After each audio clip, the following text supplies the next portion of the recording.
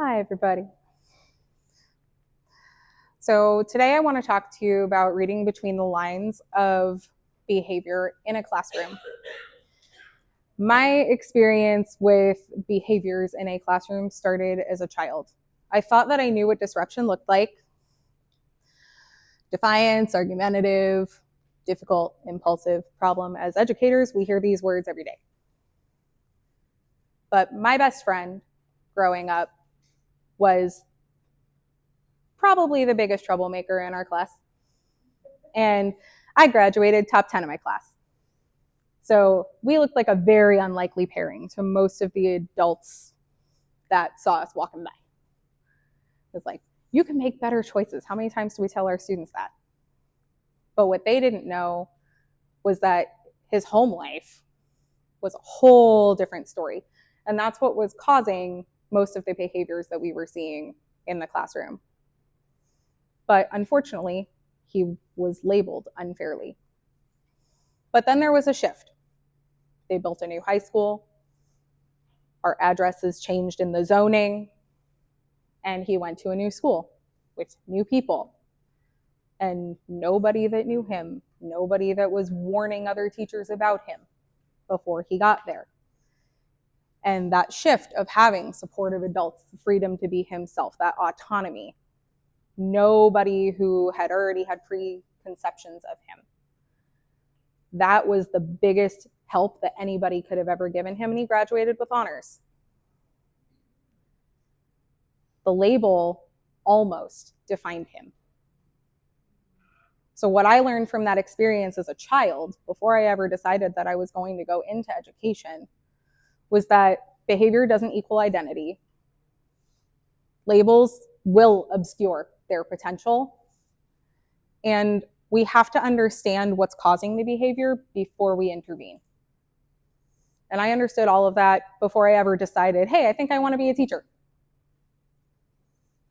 So fast forward a few years, I teach at a high school, 10th grade.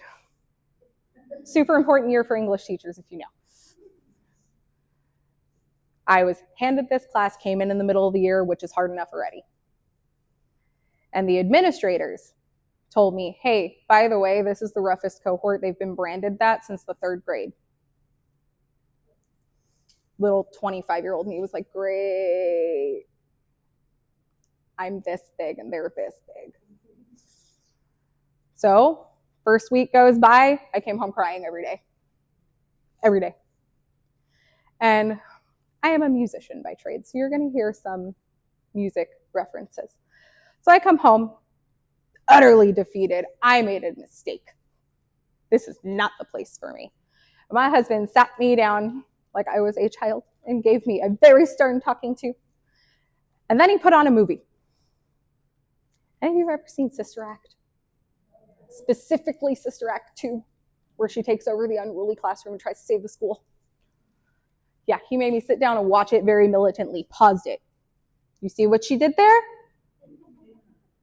Yes. I ate a good dinner, he gave me some snacks, I went to bed, I woke up next day with a new attitude. I'm gonna try again. I rolled into the next year and taught them in 10th and 11th grade because they staged a coup and wouldn't let me go. So what are the things that I did in my classroom to make them apparently love me so much? I tried to build relationships first, and I wanted to seek the function behind their behavior. Why are you acting this way? Because when you teach 16 and 17-year-olds, I feel like they can answer the question, why?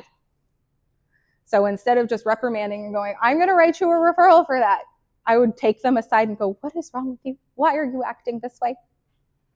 And especially if it was not a normal behavior. If it was just something way out of the blue, I'm like, whoa, what's wrong? What happened? And most of the time, when you take the time to pause and ask them why, instead of just yell at them, they'll give you an honest answer. You might not like the answer, but they'll give you an honest answer. So I learned quite a few things from that experience. And now carrying on, I've stayed in 11th grade English year after year after year. And anytime that there is a student that teachers are struggling to understand their behavior, guess whose class they come to? It's a great time. I love them. I love them all dearly. But what I learned from these situations is that their behavior is communication. It's not the fire alarm that we treat it. The world is not burning just because a kid called you a name. But it is a smoke signal. It's a warning that something else is going on and you need to investigate. So I learned that withdrawal and shutdown, they might be tired. If they're irritable, something else might be going on. It's not always you. If they're isolating, check in more. You never know what's happening. And absenteeism can have so many different things causing it. But all of that annoys us as teachers, because how am I supposed to teach them if they're not there, or if they're not working, or if they're not trying? All of these things are the smoke signal. I need to figure out why these things are happening. If I can't figure out why they're shutting down, why they're having sudden outbursts, why they're isolating themselves, or why they're absent all the time, I can't help them. And if my job as an educator is to do what is best for children, I need to know why. So an opportunity for growth for our leaders, teacher leaders, leadership in the schools, districts, state. We need to listen. Patience is presence. Half the battle is showing the kid that you're there and you're not going to run away. Labels do not tell stories. They don't give you the full breadth of what is happening at all. You could get a little one-pager about a kid and their struggles in school and whatnot, but that's not going to tell you why it's happening.